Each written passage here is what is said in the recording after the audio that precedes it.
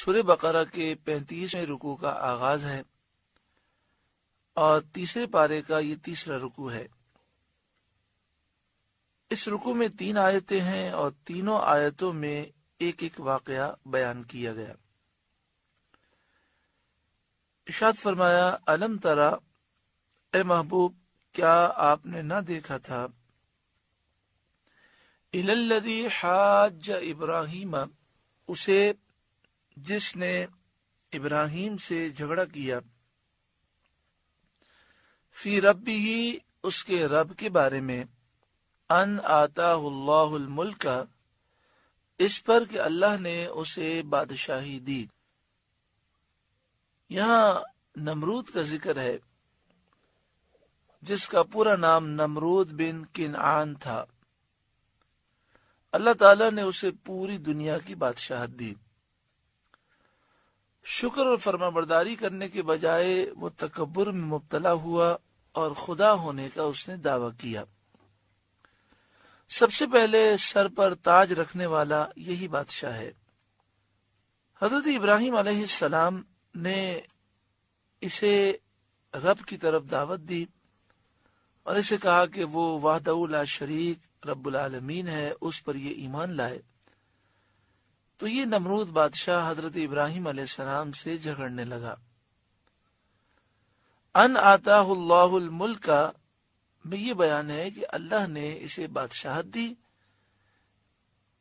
تو بجائے شکر کے غرور و تکبر میں مبتلا ہو کر وہ رب کے مقابلے میں کھڑا ہو گیا۔ اذ قال ابراہیم، جب ابراہیم نے فرمایا، ربی الذی یحیی و یمیت، کہ میرا رب وہ ہے جو زندہ کرتا ہے اور موت دیتا ہے۔ قال انا احیی و امیت، بولا میں زندہ کرتا ہوں اور میں موت دیتا ہوں۔ پھر اس نے یہ کیا کہ 2 شخصوں کو بلایا، ایک کو قتل کر دیا اور ایک کو چھوڑ دیا، اور کہنے لگا دیکھو ایک کو میں نے زندہ کر دیا اور ایک کو مار دیا۔ وہ اس بات کو سمجھ تو گیا تھا کہ میرے سامنے جو بات کہی گئی ہے اس سے مراد کیا ہے۔ جس کو میں نے قتل کیا ہے، اگر مجھ سے کہا جائے کہ اسے زندہ کر کے دکھاؤ، اس میں روح ڈالو، تو میں نہیں ڈال سکتا۔ تو وہ سمجھتا تھا، لیکن اپنی شرم کو مٹانے کے لیے درباریوں کے سامنے اس نے اس طرح جواب دیا اور یہ حرکت کی۔ حضرت ابراہیم علیہ السلام نے جب یہ دیکھا تو آپ نے ایک دوسری دلیل دی جو لوگوں کی سمجھ میں زیادہ آسانی سے آ جائے۔ قال ابراہیم، ابراہیم نے فرمایا، فإن اللہ یأتی بالشمس من المشرق، پس بے شک اللہ تعالی سورج کو مشرق سے نکالتا ہے، فأتی بہا من المغرب، تو اسے مغرب سے نکال دے۔ یعنی اگر تو اپنے آپ کو خدا سمجھتا ہے تو سورج کی چال کو بدل کے دکھا، اور سورج مشرق سے نکلتا ہے تو آج مغرب سے نکال کر دکھا۔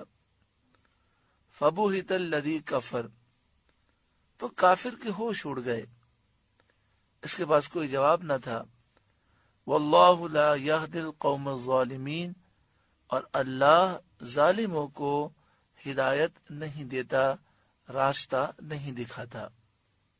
اس آیت کریمہ میں حضرت ابراہیم علیہ السلام کا جو مناظرہ نمرود سے ہوا اس کا ذکر ہم نے سماعت کیا۔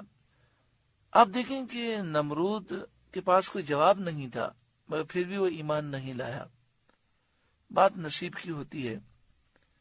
بندے کا کام ہے کہ وہ اچھی باتیں، اچھے پیغامات پہنچائے، برائی سے روکنے کی کوشش کرے۔ جو عمل کرنے والے ہیں وہ عمل کرتے ہیں، اور جن کے نصیب برے ہوتے ہیں، جو بد نصیب ہوتے ہیں، وہ ان باتوں پر غور نہیں کرتے۔